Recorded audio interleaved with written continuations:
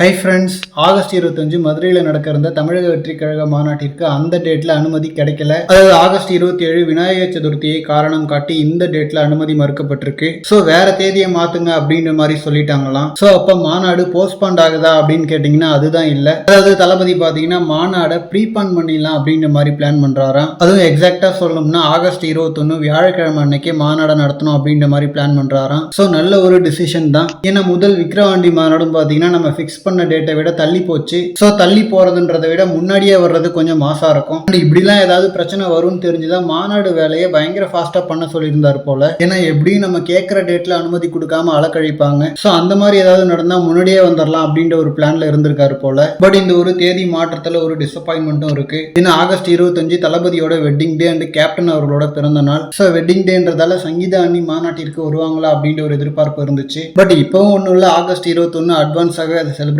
பண்ணலாம். ஏன்னா வெட்டிங் டேன்றது தளபதியோட பர்சனல் லைஃபா இருந்தா கூட நிறைய ரூமர்ஸ்க்கு முற்றுப்புள்ளி வச்சு தளபதிக்கு ஒரு பொலிட்டிக்கலா மிகப்பெரிய பூஸ்டா அது இருந்திருக்கும். பட் ஸ்டில் இப்போ அதை அட்வான்ஸா பண்ண முடியும். இந்த மாநாடு தேதி மாற்றம்னால தேமுதிகவுக்கு தான் கொஞ்சம் சந்தோஷமா இருக்கும். ஏன்னா கேப்டன் அவர்களோட பிறந்த நாளை வச்சு அவங்க நிறைய பிளான் பண்ணியிருப்பாங்க. ஸோ அன்னைக்கு தளபதியோட மாநாடுன்னும் போது மாநாட்டை பத்தி தான் ஊரே பேசும். ஸோ இந்த தேதி மாற்றம் அவங்களுக்கு கொஞ்சம் ஹாப்பியா இருக்கும்னு நினைக்கிறேன். ஓகே ஃப்ரெண்ட்ஸ், மாற்று தேதி குறித்து தளபதி கிட்ட இருந்து சீக்கிரமே அபிஷியல் அனௌன்ஸ்மெண்ட் வரும். இன்னைக்கே கூட வந்தாலும் வரலாம். ஸோ ஆகஸ்ட் 21 தானா அப்படின்றத வெயிட் பண்ணி பார்க்கலாம். ஆனால் இந்த மாதிரி தளபதி பற்றின ஹாட்டான அப்டேட்ஸ்க்கு நம்ம விஜய் ஃபோர்ட் சேனலை சப்ஸ்கிரைப் பண்ணுங்க. தேங்க்யூ.